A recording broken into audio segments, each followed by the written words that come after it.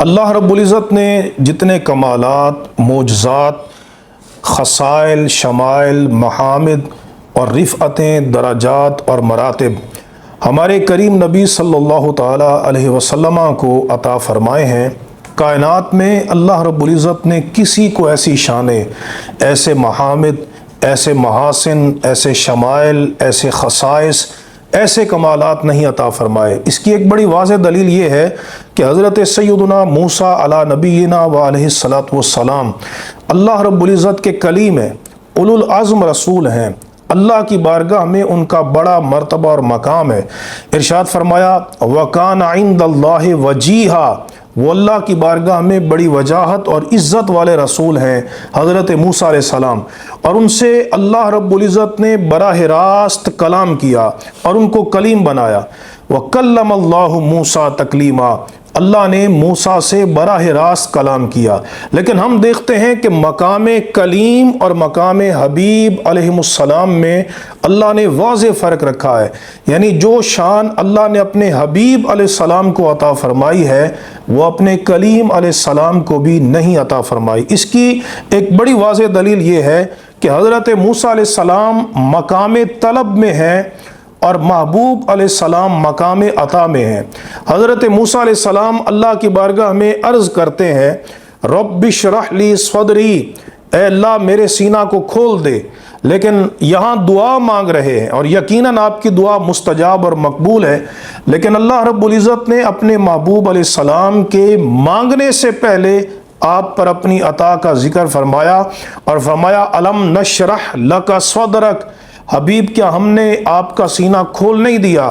حضرت موسیٰ علیہ السلام اپنے خدشے کا اظہار کرتے ہیں اور عرض کرتے ہیں کہ اننا نخاف ان یفرط علینا، کہ اللہ ہمیں خوف ہے کہ فرعون ہمارے اوپر زیادتی کرے گا، سرکشی کرے گا۔ لیکن اللہ رب العزت نے محبوب علیہ السلام کے لیے پیشگی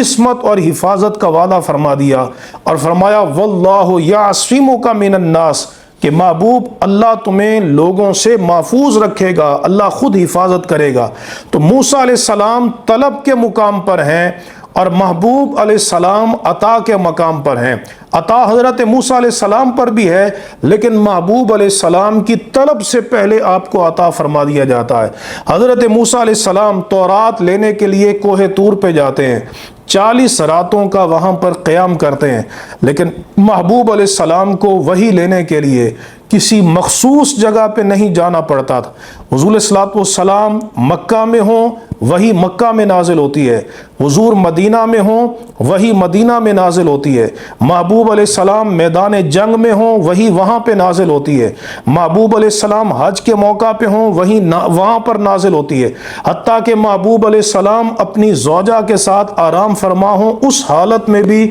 وہی نازل ہو جاتی ہے۔ تو کتنا فرق ہے کہ حضرت موسیٰ علیہ السلام خود تورات لینے کے لیے جا رہے ہیں اور محبوب علیہ السلام جہاں ہوتے ہیں وہاں اللہ تبارک و تعالیٰ کی وحی اور فرشتے حضرت جبرائیل علیہ السلام نازل ہو جاتے ہیں۔ حضرت موسیٰ علیہ السلام آپ کوہ طور پر ایک تجلی دیکھتے ہیں، فلما تجلی ربہ للجبل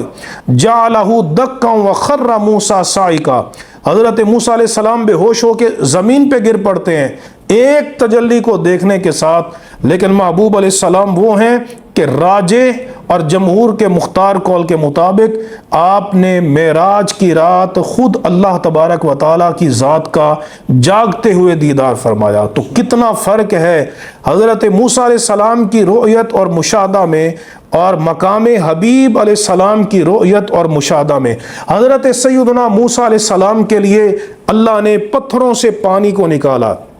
وَإِذِ اسْتَسْقَىٰ مُوسَىٰ لِقَوْمِهِ، اور یاد کرو جب موسیٰ علیہ السلام نے اپنی قوم کے لیے پانی مانگا تو ہم نے فرمایا فَقُلْ نَضْرِبْ بِعَصَاكَ الْحَجَرَ،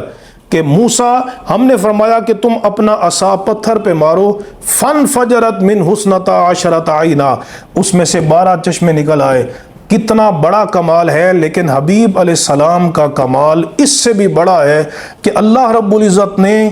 کئی مواقع پر آپ کی انگلیوں کے درمیان سے پانی کے چشمے جاری فرما دیے۔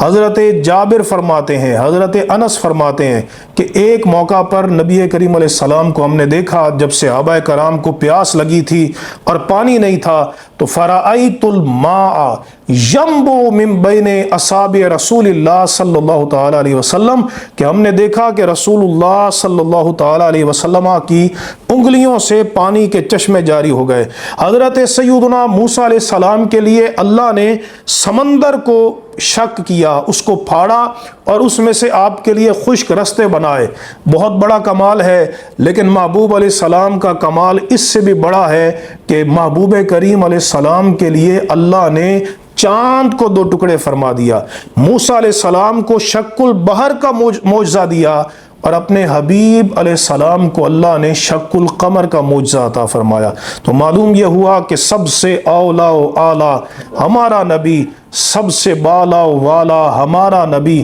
سارے اونچوں سے اونچا کہیے جسے، ہے اس اونچے سے اونچا ہمارا نبی، اور خلق سے اولیاء، اولیاء سے رسول، اور رسولوں سے اعلیٰ ہمارا نبی۔ اللہ تبارک و تعالی ہمیں حضور نبی کریم علیہ السلام کے مقام و مرتبہ کی معرفت اور آپ کی محبت نصیب